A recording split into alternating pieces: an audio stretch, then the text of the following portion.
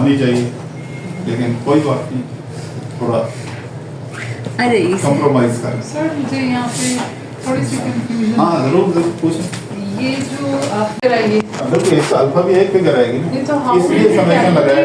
The beta वो मैं ये इसमें बीटा कंफ्यूज हो रही हूँ जी। ये बीटा जब ये एक फिगर आ जाएगी तो फिर बीटा से मल्टीप्लाई करेंगे, बीटा भी एक नंबर होगा, अदरवाइज तो पूरी सीरीज है तो आप पता नहीं कितना अच्छा अच्छा ये लॉजिक है। अच्छा एक इसके साथ मल्टीप्लाई कर दें। अच्छा हाँ। ठीक अभी ये मैंने मीन निकाल लिया, जी ठीक। आप यहाँ से पिक करके डायरेक्ट कर ले, करें जरा देखिए, पता नहीं मैं गलती ना कर रहा हूँ।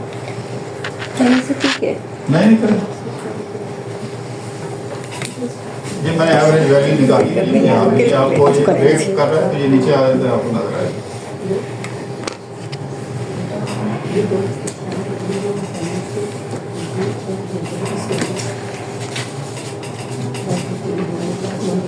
फार्मूला आपने टाइप कर लिया,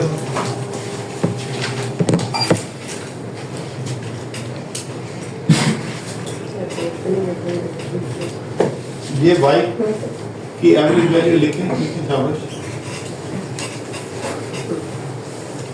बीटा की तो एस्टिमेटेड वैल्यू अब नोट की हुई होगी नोट्स में,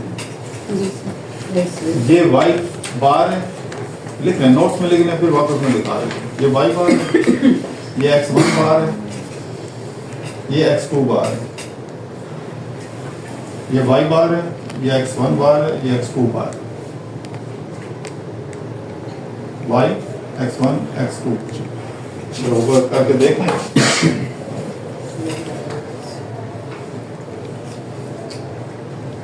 x1 हमने एंगेजमेंट को लिखा है, ये x1 है, ये हमारा y है, ये हमारा x2 है एंजाइटी,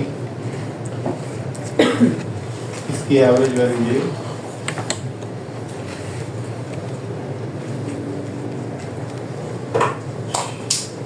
एवरेज के लिए क्या फॉर्मूला था? पूरा सेलेक्ट कर लीजिए वो इक्वल टू एवरेज, मैं रिकॉर्ड कर लूँ, हाँ जी मैं रिकॉर्ड कर लेता हूँ, मैं इसको दोबारा कर लेता हूँ, रिमूव कर लेता हूँ।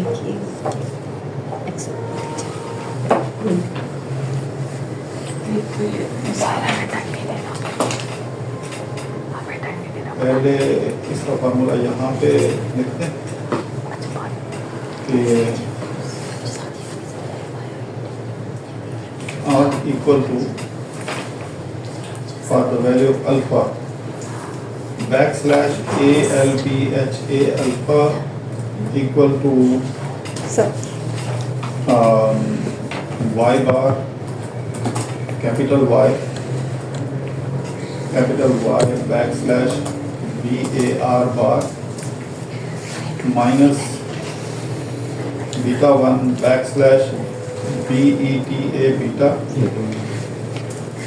underscore 1, ठीक है, into x1 x underscore 1 minus beta 2 backslash BETA beta 2 underscore 2 into x2 x underscore 2 बार हम भूल गए तो यहाँ पे हम बार लगा सकते हैं, अगर भूल गए तो कोई मसला नहीं है, ये x है, बैकस्लैश BAR अगर ये एक्सेप्ट कर लेता है, ठीक है। इसी तरह अगर दोबारा भूल गए हैं तो कोई ऐसी बात नहीं है, बैकस्लैश BAR बार ये आप कर सकते हैं। Now I will record.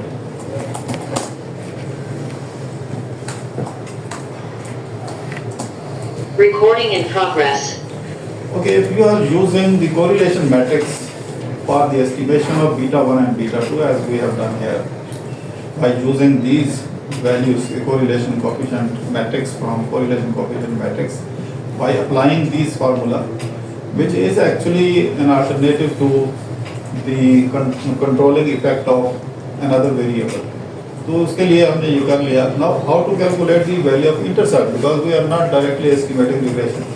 So for the calculation of alpha or intercept, you can use this formula. So for this purpose, you need to calculate the average value of the y series, dependent variable, average value of the independent variable 1, and average value of the independent variable 2.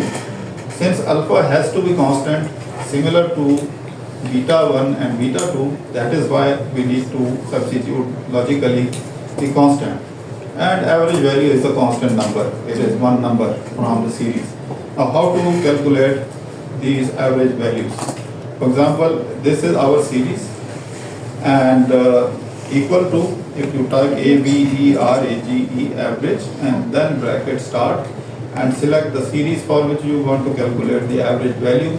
This is our dependent variable. The rest you can drag, or just for your understanding I can retype the formula equal to AVERAGE average bracket start and the series selection from here to this one, and you can drag it or you can type.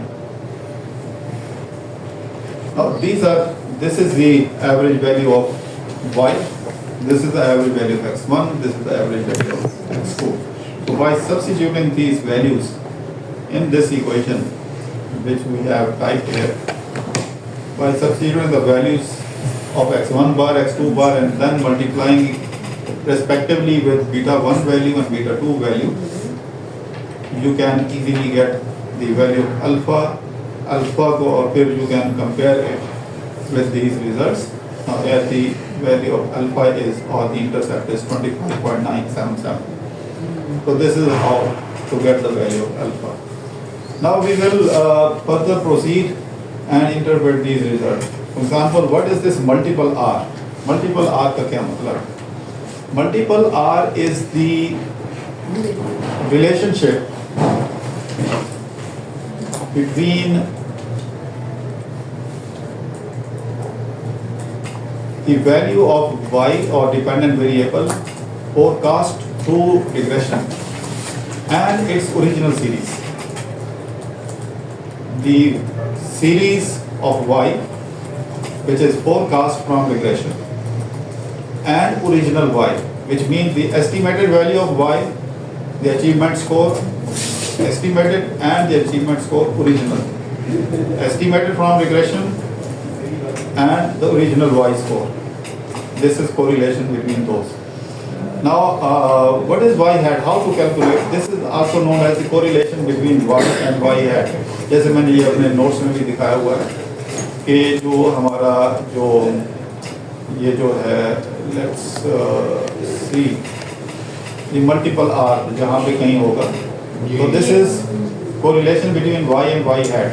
Y is the actual achievement score in our example, and y hat is, as I have already shown you, the regression equation. So y hat is actually the forecast value of achievement score once you have estimated the regression. तो ये forecast score कहाँ से आएगा? ये देखें forecast score, ये मैं आपको यहाँ से निकाल के दिखाऊंगा. ये अचीवमेंट का हमारा फोरकास्ट स्कोर है, जिसको हम आमतौर पे y hat कहते हैं. y, इसको मैं वैसे ही लिख देता हूँ y hat. तो how to estimate it? It is equal to, वो जो रिग्रेशन इक्वेशन नहीं लिखी थी हमने, मैंने y hat equal to alpha hat plus beta 1 ये हमने इक्वेशन यहाँ पे टाइप करनी है, उससे वो सीरीज आ जाएगी. देखिए जरा ये रिकॉर्ड हो रहा है, आपको समझ आ जाएगी. इक्वल टू ये बताएंगे द वैल्यू ऑफ अल्फा जो हमने यहाँ पे एस्टिमेट की हुई है ये, और ये कांस्टेंट है इसलिए इसको हम डॉलर साइन लगा के इसको फिक्स कर देंगे. ये डॉलर साइन मैंने लगा के फिक्स कर दिया. उसके बाद plus beta 1 what is beta 1? ये बीटा 1 इसको भी मैं फिक्स करूँगा. ये F4 की प्रेस करके मैंने फिक्स कर दिया. But this beta 1 needs to be multiplied with x1 और वो x1 कहाँ पे आएगा? ये मेरा x1 ये engagement score. ठीक है. उसके बाद then plus sign and then next is beta 2. ये मेरा beta 2 है which needs to be fixed. क्योंकि इसने हर एक के साथ मल्टीप्लाई होना है fix and then multiplied it x2 by x2, ये x2 है, मैंने इसको ये कर दिया और उसके बाद इसको मैं ड्रैग करता हूँ। ये एक पॉइंट हमने डिस्कस की, ये पूरी सीरीज ये हमारी फोरकास्ट वैल्यू है। This achievement score has been forecast by the regression equation, by the regression model. अब ये हम कह रहे हैं कि ये जो कोरिलेशन है, this is between the this is correlation between this score comma ये जो ओरिजिनल है, ये हमारा ये ओरिजिनल जो y था सर फार्मूला ठीक नहीं है। जी, हम लोग से नहीं देखते। अच्छा सॉरी, मैं शायद एरर है, दोबारा वो काम उधर लग गया। Equal to CORREL correl bracket star the array 1 is this one from here to here, then comma, और दूसरी सीरीज हमारी है ये यहाँ पे फॉर्मूला वाला कॉमा इधर टाइप हो गया था। ओहो, तो इसको फिर हम कंट्रोल भी करने वाले।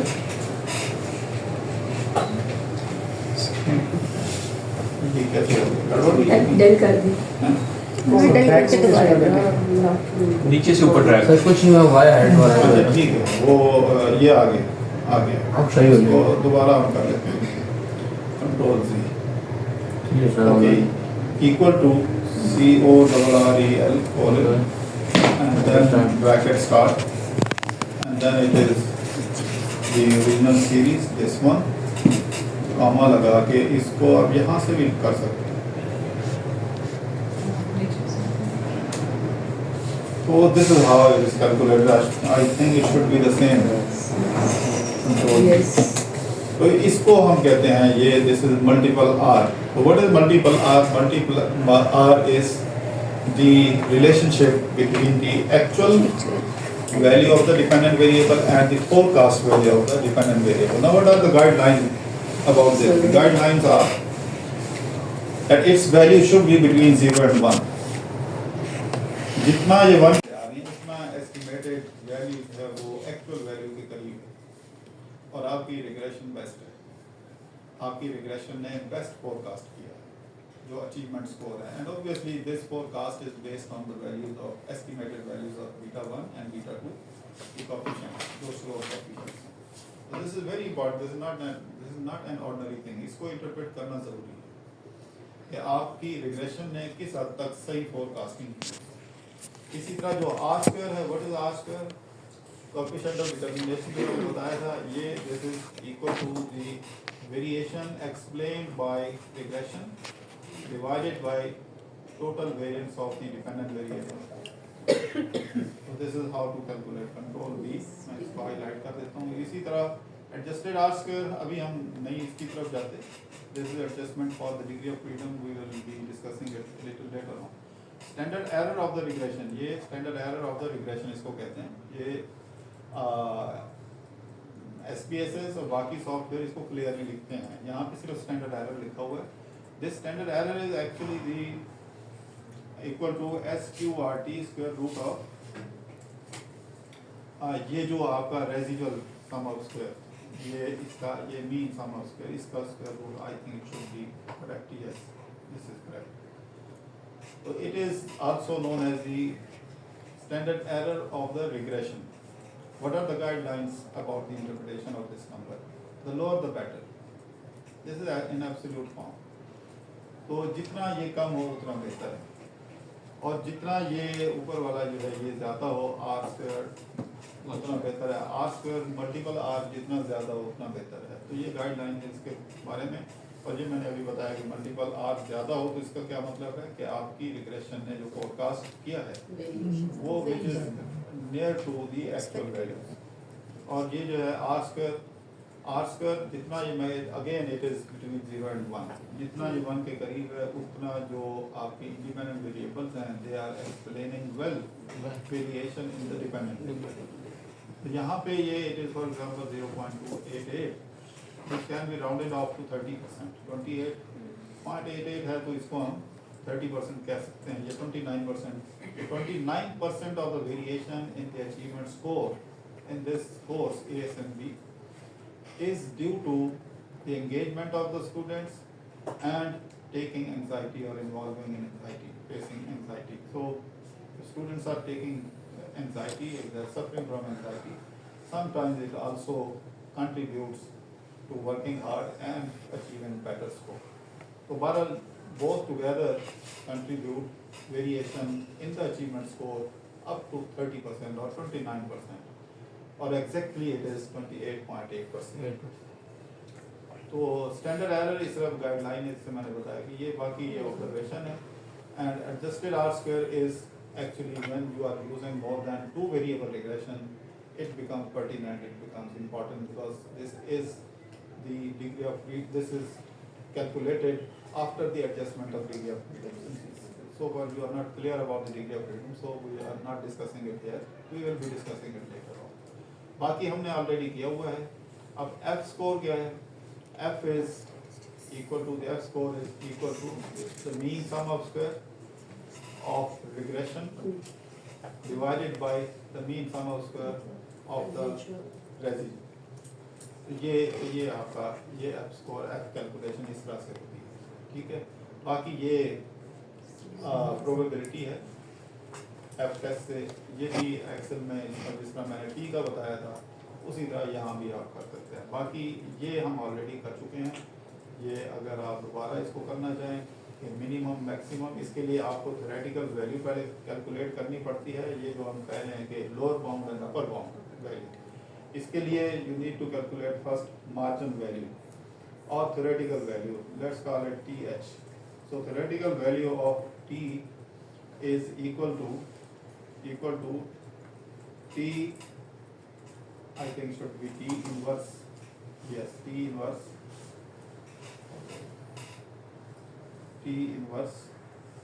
and then bracket start probability. We want to calculate theoretical value जो आप टेबल में सर्च करते थे at 95%, which means the type 1 error, the probability of type 1 error you want to assign is 0.05, and what is the degree of freedom? Degree of freedom is here कि आपने का sample size कितना है minus your total number of variables. तो 2 independent variables हमने regression में include किए हुए हैं. हमारा सैंपल साइज टोटल 69 है, तो 69 में से ये 2 माइनस किया तो ये हमारा डिग्री ऑफ फ्रीडम है. ये हमारी थ्योरेटिकल वैल्यू आ जाती है. अब इसका लोअर बाउंड अपर बाउंड कैसे कैलकुलेट करते हैं, ये देखें. इक्वल टू ये जो कोफिशिएंट की वैल्यू है इंटरसेप्ट समय, कोफिशिएंट की वैल्यू लोअर बाउंड के लिए minus the standard error multiply bye theoretical value. ये जो है इसको हम फिक्स करेंगे क्योंकि हर एक के साथ हमने मल्टीप्लाई करना है. तो फिक्स कैसे करते हैं हम? डॉलर साइन लगा के. ये आपको ऊपर नजर आ रहा होगा, ये 17.1. इसको ड्रैग करेंगे तो फॉर्मूला ऑटोमेटिकली अप्लाई हो जाएगा एंड यू कैन कैलकुलेट ये ऑल द वैल्यूज. क्या आप देख रहे हैं 0.22 माइनस ये वगैरह, ये सारा ये हम कैलकुलेट, ये हमारे पास एक्स्ट्रा चीज आ गई. इसी तरह for the upper value equal to the value of the coefficient plus its standard error multiply by the theoretical value, जो टेबल वैल्यू जिसको हम कहते हैं. इस तरह से इसको आप इसको ड्रैग कर लेंगे तो ये सारी ये वैल्यू जो ऊपर कैलकुलेटेड है. This is how 95% confidence is calculated. तो मैं रिकॉर्डिंग को यहाँ पे पॉज करूँगा आपके क्वेश्चन एड्रेस करने के लिए. Recording stopped. डॉक्टर साहब मुझे फायदा है कि हाँ समझ आएगी तो PhD करेंगे. सर ये जो आपने मार्जिन कैलकुलेट किया है हाँ सर, अब देखें आपने सर इंटरसेप्ट से निकाला स्टैंडर्ड आया, जी. ठीक है, मतलब अब वो रिग्रेशन को अगर सोचें जो उसका अपना है, हर एक का अपना है. हाँ, ठीक ये है देखें, ये हर सर. एक का- मार्जिन इसमें क्या डिपेंड कर रहा है सर? उसको मल्टीप्लाई हो रहा है तो वो तो फर्दर उसको रिड्यूस डाउन नहीं करें? नहीं, मैंने थ्योरेटिकल वैल्यू को मार्जिन कह दिया. टेबल वैल्यू, टेबल वैल्यू को मैंने मार्जिन किया है। असल में इसका फार्मूला ये होता है कि जो आप एस्टिमेशन करते हैं बीटास की, उसमें प्लस माइनस ये बेसिक स्टैट्स सब पढ़ के आए। प्लस माइनस स्टैंडर्ड एरर उसको मल्टीप्लाई करते हैं आप जो भी आपकी थ्योरेटिकल वैल्यू, टेबल वैल्यू, ये फार्मूला आप पढ़ के आए, यही मैंने यहाँ पे अप्लाई किया। ठीक है, एक दफ़ा माइनस एक दफ़ा प्लस, माइनस करेंगे तो ये लोअर बाउंड आता है, वो अपर बाउंड वैल्यू वाला। लेकिन अगर एग्जाम में आपको ये थ्योरेटिकल वैल्यू नहीं है और आपको कहा जाता है कि ये वेरीफाई करेंगे ये कैसे हैं, या ये डिलीट करते हैं अगर आप, तो आप कैसे कैलकुलेट करेंगे?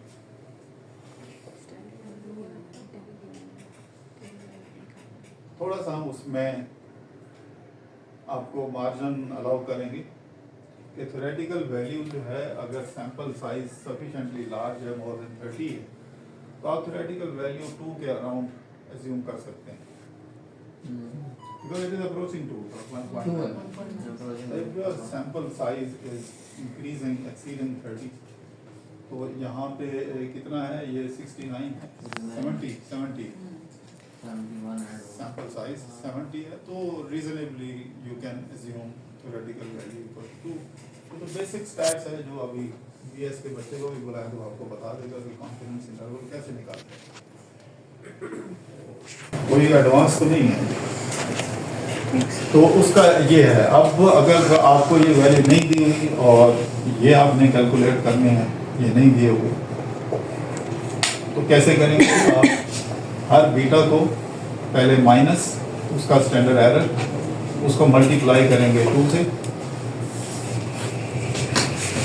और इसी तरह बीटा प्लस स्टैंडर्ड एरर उसको मल्टीप्लाई बाय 2, तो this will give you the lower bound value and this will be the upper bound value. इस तरह से ये करते हैं। इसके मीनिंग्स क्या है, इंटरप्रिटेशन क्या है? If you repeat sample for the estimation of similar model, same model, population is the same. Repeatedly you draw a sample of 70, you draw another sample of 70, another sample of 70.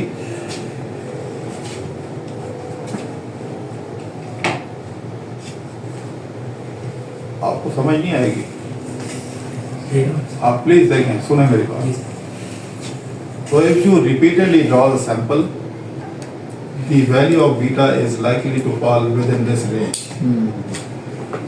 It can be from another sample, it can be 18, it can be 20, it can be 21, but it will never exceed 34.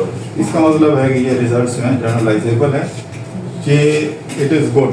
और ये क्यों हम कह रहे हैं? Because both have the same sign, ये plus है, ये प्लस है, इनके दरम्यान कोई जीरो नहीं है। इसका क्या मतलब है? अब किसी में जीरो भी है, हाँ ये माइनस है, तो ये दोनों माइनस है, but if one is positive, the other is negative, तो फिर ये रिजल्ट्स जो है ये कंसिस्टेंट नहीं होंगे, relationship will break down somewhere. इसकी क्या लॉजिक है? देखिए, जब आप एक लाइन है, ये जीरो है, 0 पॉइंट है, इधर सारे नेगेटिव वैल्यूज हैं, इधर पॉजिटिव है, ऐसे ही होता है जी सर। जब एक नेगेटिव है एक पॉजिटिव है, तो इसका मतलब है कि कहीं ना कहीं रिलेशनशिप ब्रेक डाउन होता है, because your value will cross zero somewhere. तो यहाँ पे रिलेशनशिप ब्रेक डाउन होगा, इसलिए वो आपको गाइडलाइन ये हैं कि results are not good, break down हो जाएगा। ये लॉजिक है जिसको आप बड़ा रिपीटेड कहते हैं, मेरे रिजल्ट सिग्निफिकेंट है, सिग्निफिकेंट। तो सिग्निफिकेंट का मतलब ये है, ये जनरलाइजेबल है आपके लिए। These terms are alternatively used. For example, your result, your values of beta coefficient fall within upper bound and the lower bound. Your results are significant. Beta value वैसे तो हमने कई निकाले थे ना, बीटा 1 था, 2 अब जैसे उसमें आएगा फॉर्मूला, ये जैसे ये बीटा की वैल्यू 0.43, ये इसका लिमिट है, ये 0.4, यानी ये जो आपका है बीटा, ये बीटाज हैं सारे। ये सब कौन सा ये इसका कॉन्फिडेंस इंटरवल है लास्ट वन का, एंजाइटी का। ठीक। एंजाइटी का जो जी टोटल डेटा, तो ये एंजाइटी का जो स्कोर है वो -0.25, तो डेफिनेटली ये इसके अंदर फॉल करता है। वो 0.256 है, 0.2569 बिल्कुल एक अपर साइड पे टच कर रहा है, लेकिन ये है कि इसमें जीरो नहीं है। अच्छा सर, अगर मतलब जीरो आ जाए दरम्यान में, इसका मतलब है कि वो इनसिग्निफिकेंट है। बिल्कुल, ये सारे वही मैं कह रहा हूँ कि ये अल्टरनेटिवली टर्म यूज होती हैं। आपको अगर वो कहता है मेरे रिजल्ट सिग्निफिकेंट नहीं है, इसका मतलब है रिलेशनशिप ब्रेक्स डाउन समवेयर, कहीं ना कहीं। तो इफ रिलेशनशिप ब्रेक्स डाउन तो कंटिन्यूअस रिलेशनशिप तो है नहीं। जब ये उस वक्त मैं अभी आपको मेंटली कर रहा हूँ, when we move to the concept of estimating moderated mediation, moderation, वहाँ पे ये बहुत इंपॉर्टेंट होता है। वहाँ पे क्यों important? Whether moderation is a continuous thing in this relationship और इट ब्रेक्स डाउन समवेयर, उसका पता वो sometimes it is difficult to observe from the T stats. Now over there you will also find such type of interpretation in the research papers. Research papers mostly they interpret the upper and the lower bound with reference to the moderation. तो consistent moderation जो है आमतौर पे software जो है smart PLS ये calculate नहीं करता, कंडीशनल इफेक्ट नहीं करता, करता है।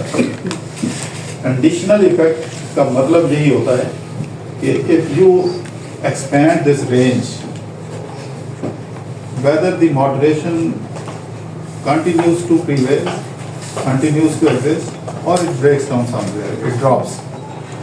तो अगर किसी लेवल पे ये ड्रॉप हो जाती है तो उसको कैसे पता चलेगा कि एक साइन पॉजिटिव होगी, एक नेगेटिव होगी, your values will be crossing this limit. तो वो जो आपने रैंक वाली बात की थी कि ये रैंक करने के लिए हम यूज़ करते हैं मोटिवेशन, वो फिर कैसे है सर? वो आपने कहा था कि तो वो मैंने अनस्टैंडर्डाइज को वो तो स्टैंडर्डाइज स्टैंडर्डाइज सेम है तो पॉजिटिव सिग्निफिकेंट नहीं चलेगी। स्टैंडर्डाइज में रैंक आता है। ठीक। कोई क्वेश्चन है जी? सर मॉडल की स्ट्रेंथ रेट करने के लिए यूजुअली हम आर स्क्वायर, बड़ा आर स्क्वायर, तो इज इट नेसेसरी कि हम ये लोअर और अपर बाउंड्स को भी? ये पूरा पैकेज है। अभी इसके आगे भी कुछ चीज़ें हैं, हम इसलिए आगे वो फार्मूला इसलिए यहाँ पे डिस्कस कर रहे हैं, ये एक फॉर्म में या दूसरी फॉर्म में आगे ये नहीं अप्लाई करें। एक तो ये नंबर 2, आर स्क्वायर का मैं आपको बताऊँ why we do not fully depend on the value of the R square or adjusted R square. R square का मैंने यहाँ पे फार्मूला लिखा है कि जो एक्सप्लेन्ड वेरिएशन है ये कि तो explained variation in dV divided by total variation in dV. When we say explained variation in dV, it is explained by IVs. IVs की वजह से जो चेंज आई है आपके dV के अंदर, it makes how much proportion of the total variation in Y. अब इसको हम फुली इस पे डिपेंड क्यों नहीं करते? ये एक बहुत बड़ा मिस्टेक जो है ये करते हैं स्टूडेंट्स। वो इसलिए कि ये जो एक्सप्लेन वेरिएशन है, ये मैं रिकॉर्ड कर देता हूँ, पहले मैं समझा दूँ। Explain variation will increase with the increase in the number of independent variables. सिर्फ इंडिपेंडेंट वेरिएबल्स की तादाद आप मॉडल के अंदर बढ़ा दें तो आपका आर स्क्वायर इम्प्रूव करता जाएगा। अब यहाँ मेरी बात गौर से सुनिए। Now, this increase in explained variation is due to counting. You are increasing the counting. 1, 2, 3, 4, counting. It may not be necessarily due to change in x1, x2, x3, x4 and x10. उसमें ये part भी शामिल होता है। नहीं समझ आप सिर्फ काउंट कर देते हैं, counting of the variables. counting of the variables in the model. Just counting of the variable improves your R square. हम जब कह रहे हैं कि explain, तो इसका मतलब है explained by variation in x1, x2, x3. तो वो अगर वेरिएशन तो वो भी होती है, लेकिन उसके साथ एक एलिमेंट ऐड हो जाता है काउंटिंग का। जैसा बॉर्डर पे आप फोर्स बढ़ा दें तो वो एक ऐसा इंप्रेशन है कि बहुत ज़्यादा स्ट्रेंथ है। तो वो जो है sometimes it is not good. Good क्या है, the number should be relevant and the skill should be superior. The variation in the independent variable should be relevant to the dependent variable.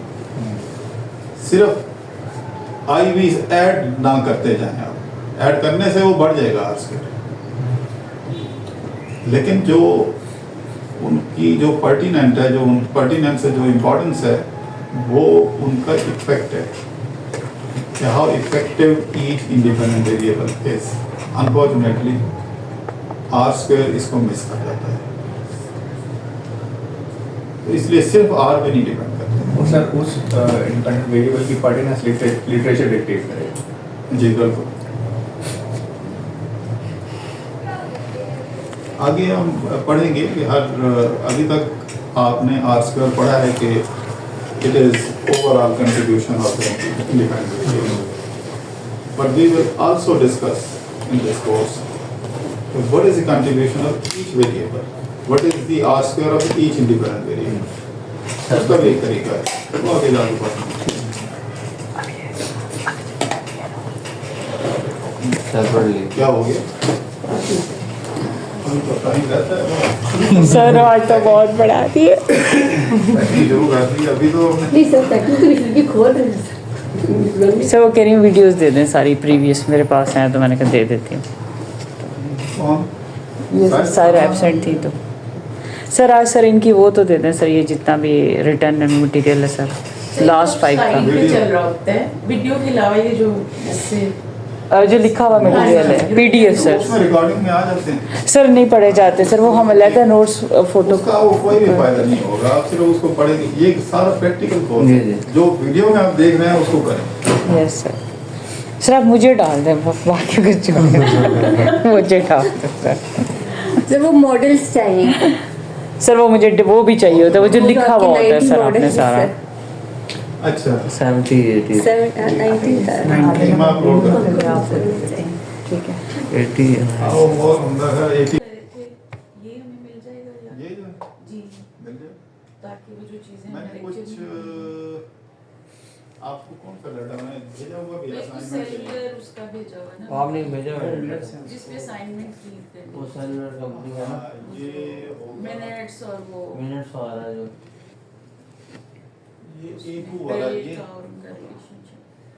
Cellular लेकिन वो lecture में ये सब चीज follow कर रहे हैं, हमारे पास होगा तो हम इसको खुद भी वो करके देख लेंगे। ठीक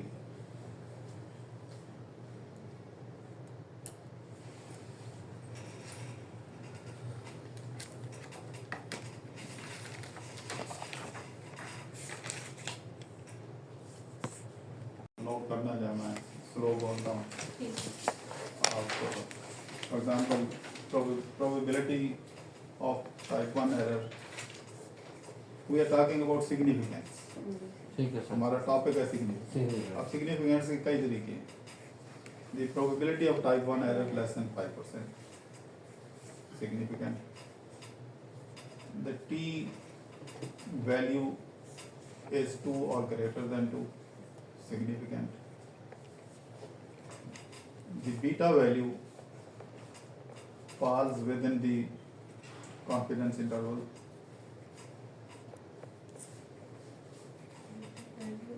Beta value falls, estimated beta value falls within the range of confidence interval at 95% at least. ज़्यादा हो सकता है, कम नहीं हो सकता। 5% का एरर हम अलाउ कर रहे हैं। ठीक है। ठीक है, ये सारे अभी मेरे ज़हन से निकल गया। और सर एफ टेस्ट नहीं, एफ तो ओवरऑल है ना, ये हमें इंडिविजुअल वेरिएबल, ये we are talking about significance of an Individual. 2%. वो lower bound और upper bound, अच्छा, अब ये देखें, इन सब का एक ही मतलब है, सिग्निफिकेंट। सिग्निफिकेंट का मतलब क्या है? कि हमारे हाइपोथेसिस को ना सर ओके कह रही है, जो हमने हाइपोथेसिस क्रिएट इन्फ्लुएंसर सिग्निफिकेंट का इसका मतलब ये है कि इस इंडिपेंडेंट वेरिएबल का की सिग्निफिकेंस है, इंपॉर्टेंस है। It is कितने relevant. तक डाटा तक इम्पोर्टेंस है? This is important about the model. It contributes towards the variation of dependent variable. It is important, it is pertinent for the model. So you cannot ignore it. ये significant का होता है। Statistically इसको statistical language में अगर हम कहेंगे तो we reject the null hypothesis. Rejection of null hypothesis means, in other words, significant impact. कोई क्या है? नल हाइपोथेसिस क्या होता है? हर सॉफ्टवेयर, जितने भी डाटा एनालिसिस के सॉफ्टवेयर आ रहे हैं, इनके अंदर प्रोग्रामिंग की होती है टू टेल टेस्ट की। नल हाइपोथेसिस उसका स्टेटेड होता है equal to 0, beta 1 equal to 0। अब बीटा 1 इक्वल टू 0 हो किसी भी इक्वेशन में तो वो वेरिएबल तो ड्रॉप हो जाएगा। तो जब नल हाइपोथेसिस हम स्टेट करते हैं तो बेसिकली हमारी assumption ये होती है कि as if this variable is not important, it does not play any role. Null hypothesis की जो स्टेटमेंट आप लिखते हैं बीटा इक्वल टू 0, तो इसका मतलब ये है कि जिसके साथ भी ये लगा हुआ x1 के साथ है वो भी कैंसिल। तो x1 is not important for the model. तो ये हर सॉफ्टवेयर के अंदर ये प्रोग्रामिंग इस तरह से की हुई है, is not equal to 0 equal to 0, beta is equal to 0 not important. इसको हम टू टेल टेस्ट क्यों कहते हैं? Because we keep the option open for both negative impact, positive impact, इसलिए इसको टू टेल टेस्ट कहते हैं। यानी इन सिंपल वर्ड्स हम कोई रिस्ट्रिक्शन नहीं लगा रहे कि बीटा की वैल्यू ग्रेटर देन 0 होगी। नहीं, उसको अगर आप इस पे लिखें बोर्ड पे तो बोर्ड ऊपर है। सॉरी जी आएगा वापस? नहीं आएगा। अच्छा चले, तो जब आप कहते हैं कि null hypothesis beta 1 is equal to 0, तो इसका मतलब क्या है कि जो एंगेजमेंट है हमारे इसमें, एंगेजमेंट का वेरिएबल था ना, engagement studying ASMP does not matter for achievement.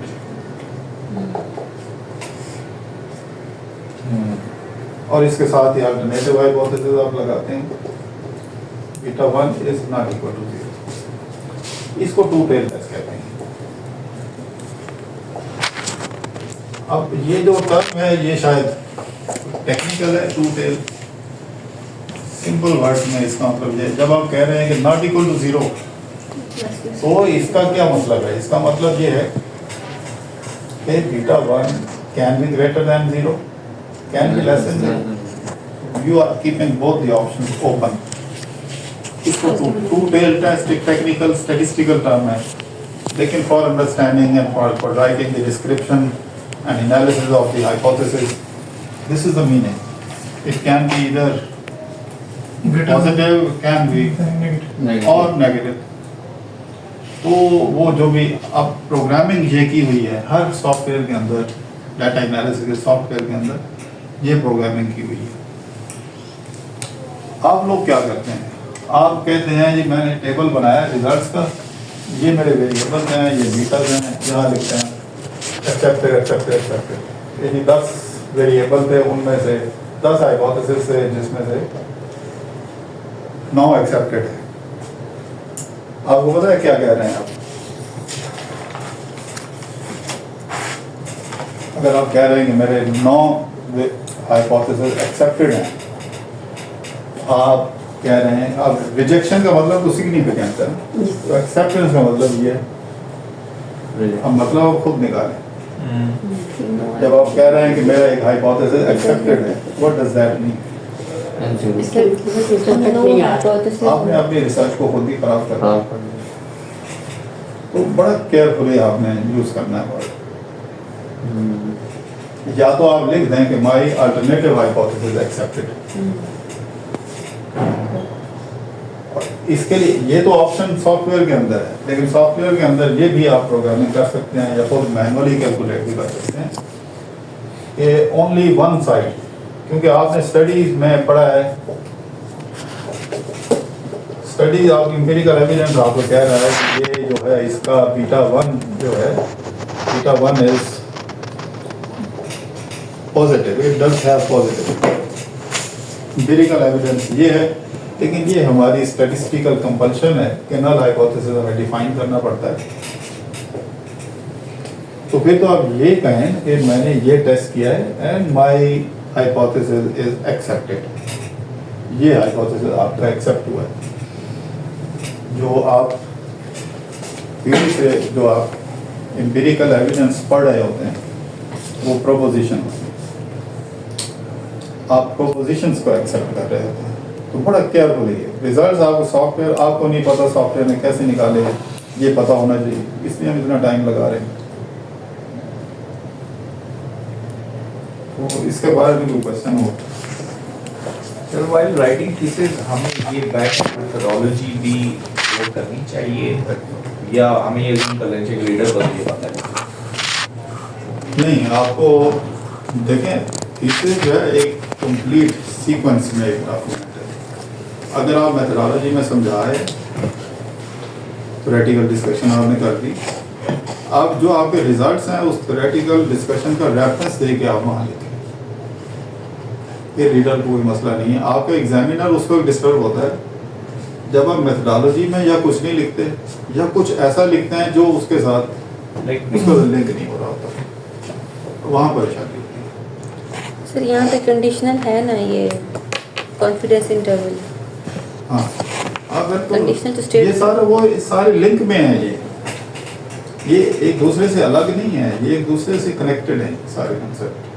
Sir अगर कोई ऐसी वैल्यू आ रही है जहाँ बीटा 0 तो नहीं है, लेकिन वो है तो इनसिग्निफिकेंट है, because confidence interval more than 5% है, हाँ, वो फिर तो फिर वहाँ फिर क्यों हम फिर उसको इनसिग्निफिकेंट कह देते हैं? रिजेक्ट तो नहीं हो रहा होता ना? नहीं accept एक्सेप्ट हो रहा है ना नल Accept- हाइपोथेसिस। हाँ, फिर आपने खुद करेक्ट। देखें, जब आपके रिजल्ट इनसिग्निफिकेंट आ रहे होते हैं किसी भी केस में, हमारा इसमें था, इसमें जो अभी हमने निकाला है, इसमें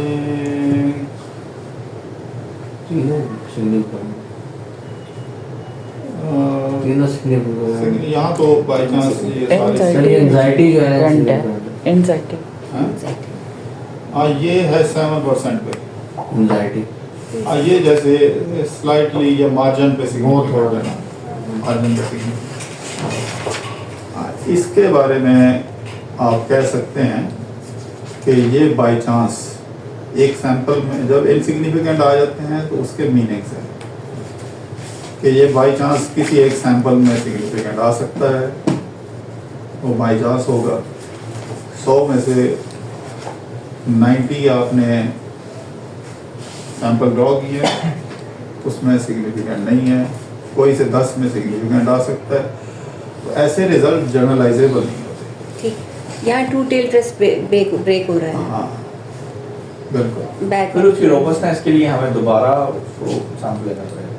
जी, सैंपल साइज दोबारा की बजाय आप अगर तो पॉपुलेशन एक्सेसिबल है और आप ऐसा कर सकते हैं तो कर लेना चाहिए, लेकिन एडवाइजेबल ये है कि आप सैंपल साइज एक्सपैंड करते हैं। बहुत सारे स्टैटिस्टिकल इश्यूज रिजॉल्व हो जाते हैं when you expand sample size. So 300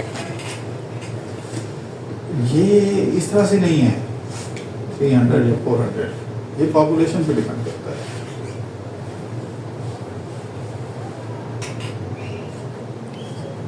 बाद का 300 पे भी ठीक होते हैं रिजल्ट्स, 100 पे भी ठीक होते हैं। तो ये नेचर, ऑब्जेक्टिव ऑफ स्टडी, उस पर सारी चीज़ें डिपेंड करती हैं। चले ये हमने कर लिया, मैं ज़रा रिव्यू कर लूँ कि हमने क्या रहता है। ये मैंने जब आपको कहा standard error of the regression, ये इसका स्क्वायर रूट लेते हैं, और ये कहाँ से आता है, ये स्क्वायर रूट तो आ जाता है, लेकिन ये जो हमने ये जो है रेसिडुअल और ये जो सम ऑफ स्क्वायर है, ये कहाँ से आता है?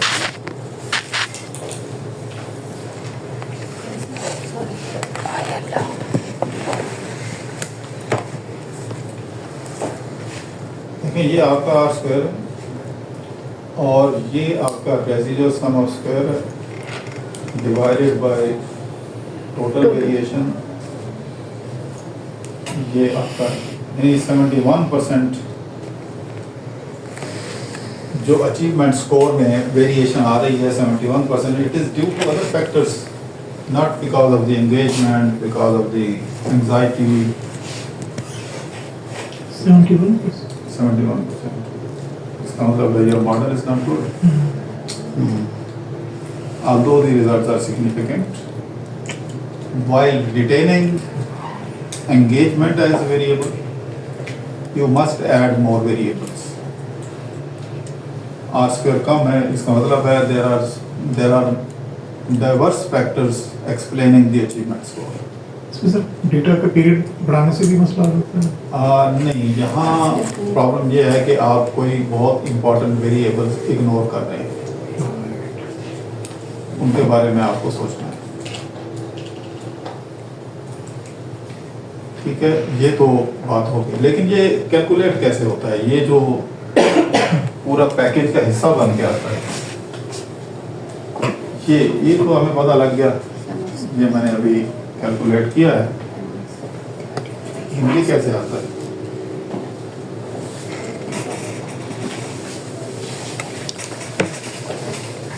जी कोई अगर बता दे तो मैं उसको मिड उसका एग्जाम कर दूंगा, 30 मार्क्स पूरे फुल।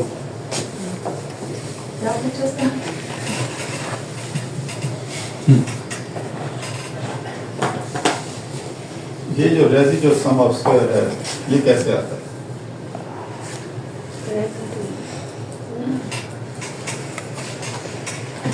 मैं फॉर्मूला सारे आपको दिखाता हूँ।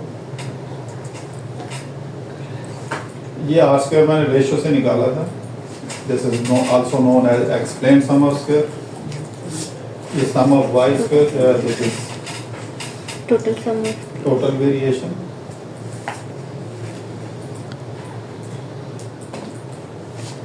ये कैसे आता है टोटल वेरिएशन? ये एक्सेल शीट में आप जाएंगे, ये आपका डीवी है, नीचे जाए, यहाँ पे आप लिखें कंट्रोल बी, मैं इसको हाईलाइट कर देता हूँ, इक्वल टू वेरिएंस ऑफ, आपका ये पता नहीं पॉपुलेशन का लेता है, जैसे हमने लास्ट टाइम क्या एस के साथ सैंपल की के साथ एस के साथ इसको ये एस के साथ ये वेरिएंस ऑफ ये प्रोडक्ट दिस हमारा टोटल सैंपल है, क्योंकि ये वेरिएंस है, ये सम नहीं है, हमने सिर्फ न्यूमरेटर निकालना है। वेरिएंस क्या है? वेरिएंस ये है कि ये जो हमने सम ऑफ ये वेरिएंस जो हमने निकाला है, variance S, this is sum of Y square divided by sample size. जो टेबल है एनोवा की, उसने सिर्फ ये रिपोर्ट किया हुआ है, डिपेंडेंट वेरिएबल का सम ऑफ स्क्वायर जो लिखा हुआ था। इसका मतलब ये निकालने के लिए इसको मल्टीप्लाई करेंगे एन से, ये जो नंबर आया है इसको एन हमारा सैंपल साइज कितना है? 70। तो this is equal to 70 multiplied by ये ऊपर वाला number This is 597. Let's see, यही है 597 वही है सर 597 588. तो मेरा ख्याल है वो हमने जो फार्मूला किया शायद ये कैलकुलेशन के साथ कर रहा है, करके देख कर ले प्रिंट के साथ तो कर हाँ, ये हमने इसको पी करते हैं पी इसको डिलीट करके पी कर दें। कैपिटल भी है या कैपिटल 588 है ऊपर सेम कहाँ पे है ये? 588.9202 ये अब आपने देखा ये कहाँ से आता है, ये टोटल वेरिएशन जो है actually it is the total variation in your data of dependent dependent variable तो जितने वो रेफरेंस पॉइंट है आर स्क्वायर है that is calculated with reference to this, residual sum of square है वो with reference to this. Residual sum of square में 2 step है, वो उसकी मैं रिकॉर्डिंग फिर मैं ऑन करके फिर मैं करता हूँ। मैं इसको भी दोबारा कर देता हूँ, रिकॉर्डिंग में आ जाएगा ताकि फिर आप कर सकें।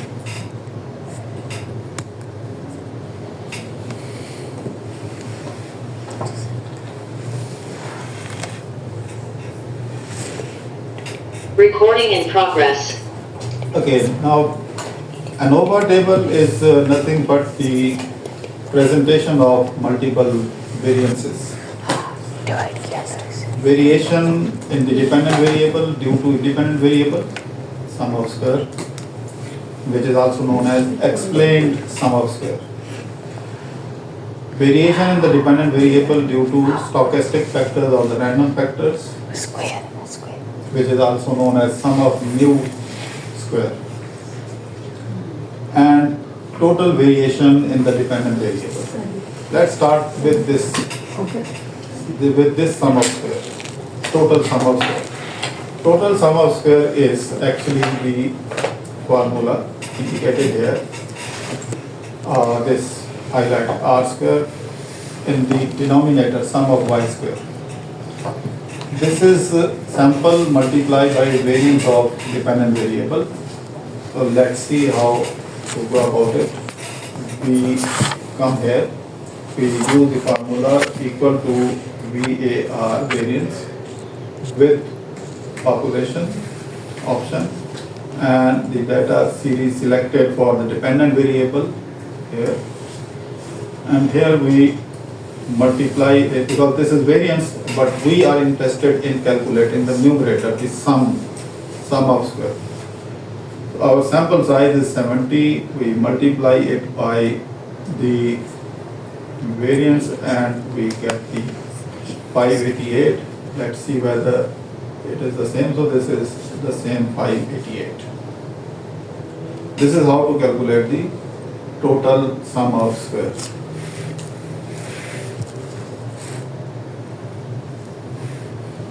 Recording stopped. बेहतर ठीक हो गया सर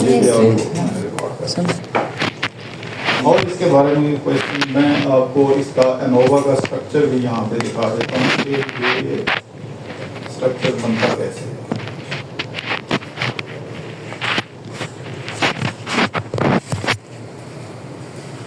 ये एनोवा का जनरल स्ट्रक्चर है।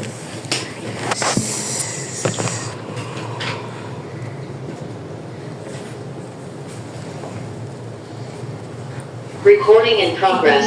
This is the general structure of ANOVA, how to construct ANOVA. There are two major sources of variation in the dependent variable. One known to you in the form of independent variable x1, x2, depending upon the number of independent variables included. और इसकी वजह से जो total variation आती है उसको हम कहते हैं एक्सप्लेन वेरिएशन और for abbreviation ESS, we use ESS. Symbolically we use it summation sign by hat square. और अगर आपने ये टाइप करना हो मैं आपके सामने टाइप करता हूँ आर्ट इक्वल टू और यहाँ पे आप लिखेंगे this is summation sign, this is capital sigma actually, तो back slash and you need to write capital letter S, because if you simply write sigma it will write small sigma, capital letter S I G M A, sigma. This is how, and small letter Y and hat backslash HAT hat and square raised to power 2. So this is how to write the sum of y hat square. This is explained sum of square. ठीक है, तो ये इस तरह से calculate होता है. Okay, this is variation due to regression, and mu is the stochastic variable, unknown variable factors. So variation in the dependent variable or achievement score is due to two sources, one known to you, जो independent variable आप डालते हैं, और एक वो जिसका आपको नहीं पता कि कितना है. वो यहाँ के इसके प्रोपोर्शन से आप पता लग सकता है. डिग्री ऑफ फ्रीडम का क्या मतलब है? डिग्री ऑफ फ्रीडम का यहाँ मतलब यह है कि how many independent variables are included in the model. उस नंबर को degree of freedom of the regression कहते हैं. Example, in our case we estimated regression of 2 independent variable, 1 dependent variable. That is why our results, मैं आपको दिखाता हूँ, degree of freedom यहाँ पे हमारा SS mean sum of square degree of freedom is 2 because we inserted 2 independent variables. और ये जो रेजिडुअल का जो होता है degree of freedom, this is calculated from the total sample size. ये जो हमने लिखा है, आपका सैंपल साइज अगर 70 है और आपने कितने पैरामीटर एस्टिमेट किए हैं, 2 इंडिपेंडेंट वेरिएबल्स के और एक इंटरसेप्ट, तो यहाँ -3 होगा. आप यहाँ पे देखें जो हमने एस्टिमेट किया है, सॉरी एक्सेल में, ये अभी ये 2 independent variables, total sample is 70. Yes. तो ये 70 में से कितना माइनस हुआ है? 67 आया, 3. 2 इंडिपेंडेंट वेरिएबल्स, 1 इंटरसेप्ट. तो this is the concept of degree of freedom. Regression का डिग्री ऑफ फ्रीडम क्या होगा? आप you will calculate, you will count the number of independent variables, and for residual or stochastic variable, what is the degree of freedom? Total sample size minus the number of total estimated parameters. जितने independent variables होंगे उतने parameters होंगे plus intercept. तो आपने ये 70 में से ये 3 माइनस किया तो ये 67 है. टोटल का भी डिग्री ऑफ फ्रीडम है, क्योंकि ये मीन स्कोर कैलकुलेट करने के बाद आप करते हैं. हर वेरिएंस में मीन आपको पता है, अगर आप नहीं डालेंगे तो वेरिएंस कैलकुलेट नहीं होगा. Mean is to be subtracted from each value of the original number, यानी x माइनस x बार, और फिर उसका स्क्वायर करते हैं तो वेरिएंस का फार्मूला बनता है. तो over there if you are calculating one parameter, one statistic, that is mean, so you are losing 1 degree of freedom. Total sample size आपका 70 है. Mean आपने calculate किया because you wanted to calculate variance, that is why you have lost 1 degree of freedom. तो 70 में से 1 minus कर देंगे 69. So this is the concept of degree of freedom. So summing it up, degree of freedom for regression is total independent variable. Degree of freedom for the residual is sample size minus all parameters including intercept. और total का जो degree of freedom है, that is sample size -1, and this -1 is due to the mean which needs to be calculated for the calculation of variance.